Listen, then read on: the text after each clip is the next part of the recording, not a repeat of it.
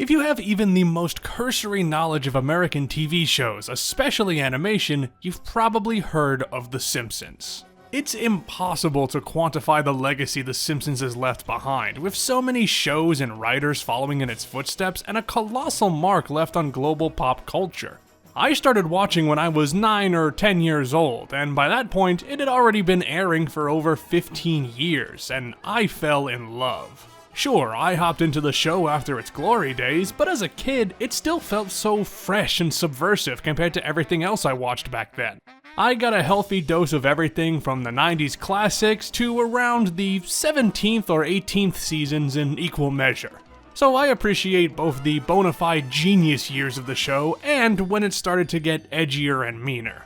I say all this to set up what a fan I was in the mid-2000s, so I was also the target audience for the Simpsons games released around that time. I distinctly remember playing through the Simpsons Hit and Run during a family vacation since our hotel room had it, and that's definitely a topic for another time. But even before that, I was playing the Simpsons Road Rage. It was developed by Radical Entertainment, who later created Hit and Run, as well as Prototype and some Crash Bandicoot games, and who previously were known for their sports titles. It was far from the first Simpsons game, as since the 90s they've been pumping out tie-in games, and the consensus is that they're not very good. But Road Rage exemplifies the developer's strategies when creating Simpsons games. Just take whatever's popular and copy it. For this game, the developers looked at Sega's arcade classic Crazy Taxi and wanted to apply it to The Simpsons, so much so that critics chided it for being a shameless clone. But does Road Rage deserve that kind of shabby treatment? Let's find out. Time to make some cold, hard cash.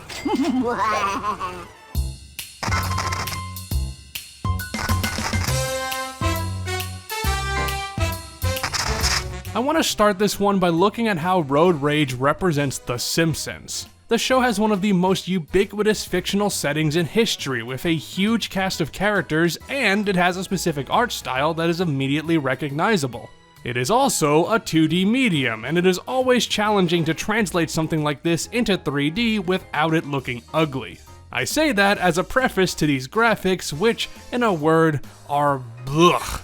The models for everything but the people are okay, but the characters look very, very off. This opening cutscene just kinda says it all, faces that resemble some horror from Monster Island and stiff and robotic animations. It looks worse than the Treehouse of Horror segment Homer Cubed, which premiered 7 years before Road Rage. In fairness, that's an episode of the show, and of course everything looks bad if you remember it alongside the series. I mean, Hit and Run doesn't look all that great compared to the TV animation, and while the Simpsons game definitely holds up better with its cel-shaded graphics, it's not a perfect translation.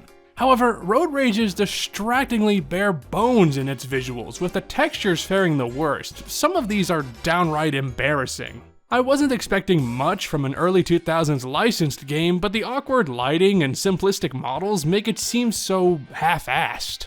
Okay, that's the visuals, but what about the sounds and the voice acting?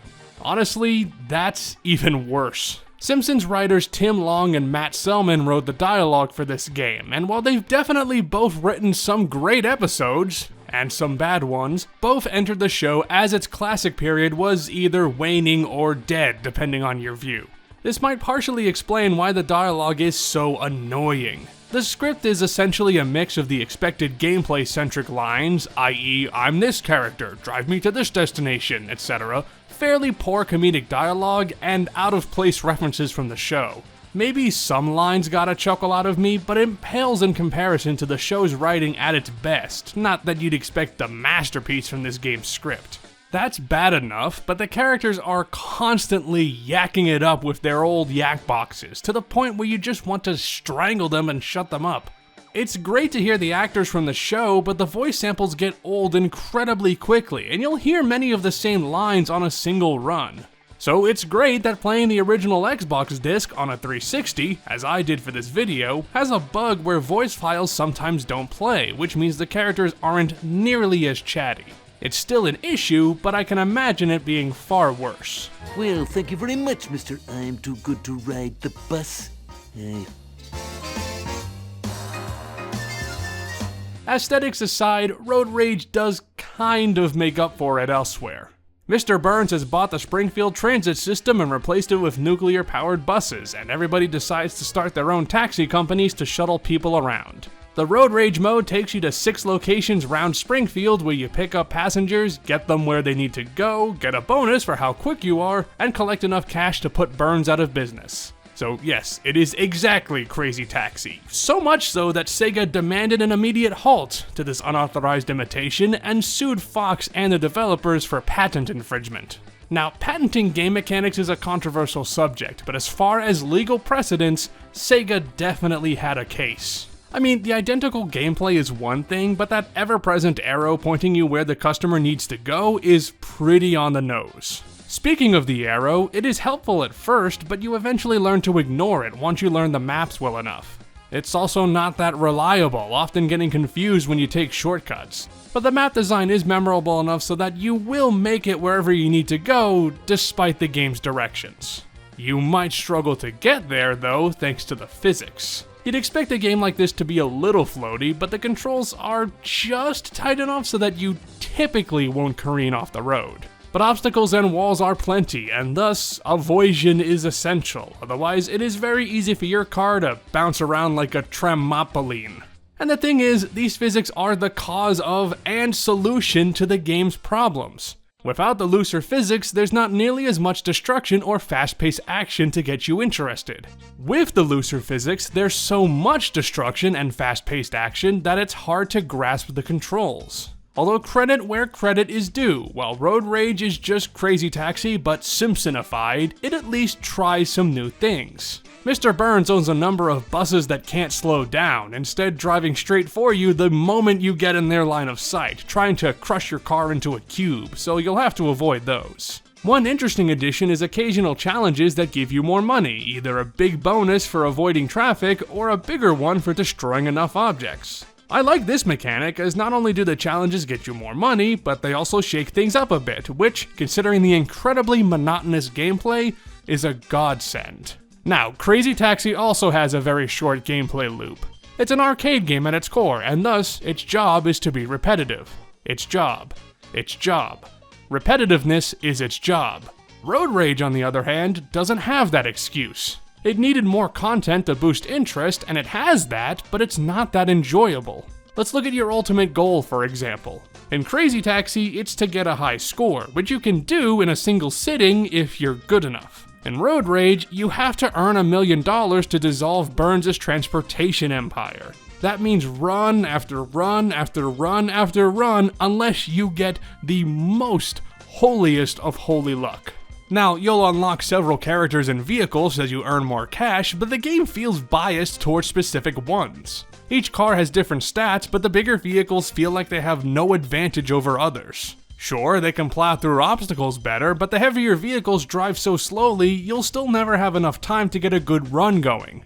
Otto's school bus might be Springfield Elementary's greatest natural resource, but it absolutely sucks on the road. Speed 2 on a bus, this ain't. But faster cars are much better. I had 2 separate runs with Apu's sports car and Grandpa's Shriner car where I was blazing through the nuclear power plant. On that subject, the maps are quite a mixed bag. It's mostly heavy urban or suburban environments, though there are a few more rural places as well, which actually kinda blow. The denser city environments are far more thrilling thanks to the amount of obstacles to dodge, whereas maps like Springfield Dam and Springfield Forest have too much open space. The other problem with these maps, especially Springfield Forest, is the terrain, which doesn't work at all with the speed and loose handling. None of the vehicles feel suitable for these maps, as it's hard to keep on the road with the faster cars, and the tankier cars struggle immensely to get back on track if you slip off. Finally, there is the mission mode that gives you 10 short missions to complete, although the majority are destroy X amount of Y missions with a few drive someone somewhere tasks that I suppose shake things up, even though that's what you're doing in the rest of the game. The time limits are really strict with some of these too, almost asking for perfect gameplay sometimes. And considering these reuse the same maps, they don't amount to anything more than a distraction, rather than something new. Sure, you get the car built for Homer as a reward, but just like the actual car built for Homer, it's kind of a disaster and not worth the price. Here's the thing about Road Rage. It was always going to have a hard time impressing me because, to be frank, I don't much care for Crazy Taxi. It's fine, but it just doesn't appeal to me personally. Now we have a carbon copy that plays, looks, and sounds worse. Is it terrible? Not really, but this certainly wasn't a fun experience. I can maybe get into the gameplay, but the inherent repetition and lack of variety keeps this game from even reaching cromulent status for me.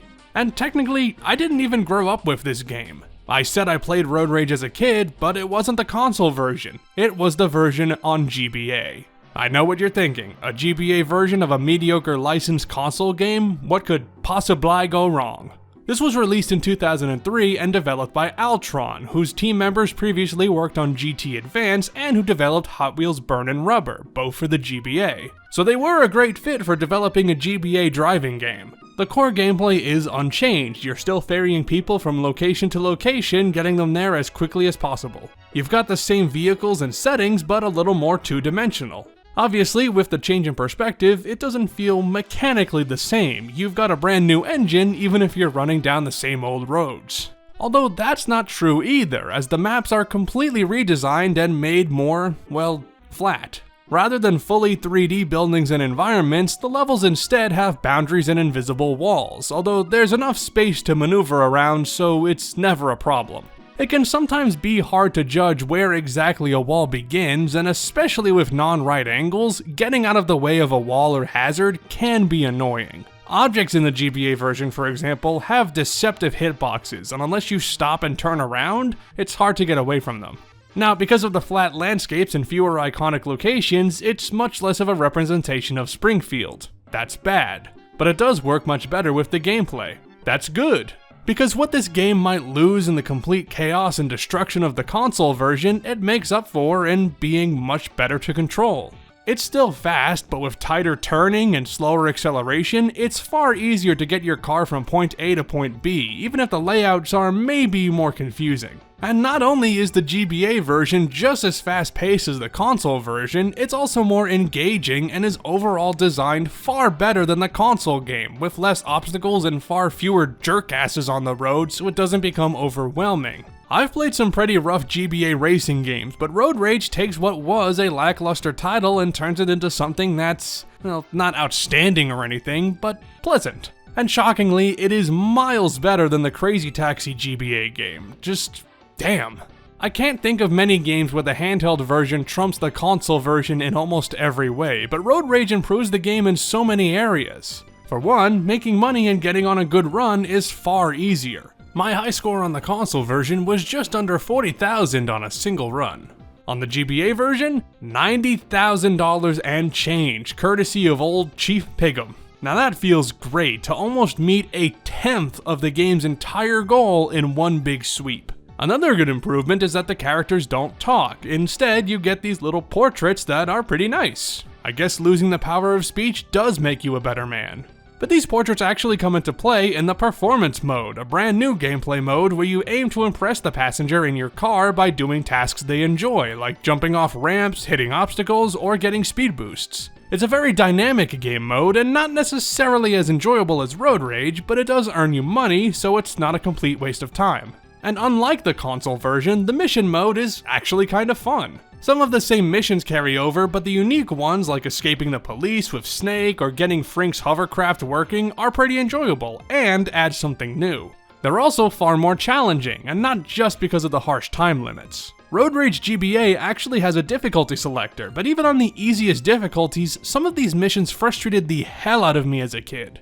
Special shout out to anybody who beat that circus mission on your first try. That one is brutal. You also get more rewards for this, including the ability to edit the color of any vehicle you want, which is one of the more out there rewards I've heard of, but honestly, I just think it's neat. And that's what I think about the GBA version as a whole. It's neat. Call it nostalgia, but I still think this game holds up fairly well. I think this was my first exposure to The Simpsons, as I might have played this before watching the show, and considering how important the show is to me and my sense of humor, it's hard for me to give it any gray marks. I don't know if it's good enough to call it an underrated gem, but I will say this: if you've played the console version and didn't enjoy it, the GBA version might be more what you're looking for. Or not, you can't please everybody. Either way, Road Rage was an interesting experiment for the series to take. It paved the path for the better in just about every way hit and run, and even though critics may not have loved it, I know the game does have its fans. I will always boost the GBA version over the console game, but either way, I guess it's an interesting little oddity. Also, I've had this footage on my hard drive since December, and it is great to get this video done and dusted and finally just archive those video clips. So good night, and keep watching the skies.